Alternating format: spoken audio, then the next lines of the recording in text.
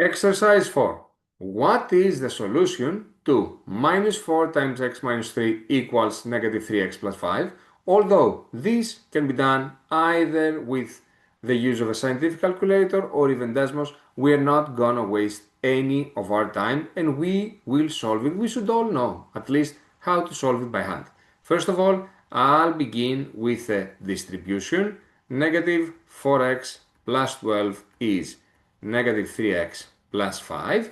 Next, I'm going to gather all the x's on the left side, being careful on when changing sides. I have to change signs as well. So that's going to be negative 4x plus 3x equals negative 12 plus 5, which means that negative x is equal to negative 7, and then by dividing both sides by negative 1, I get that x is equal to 7, which makes A, 7, the right answer for this specific question.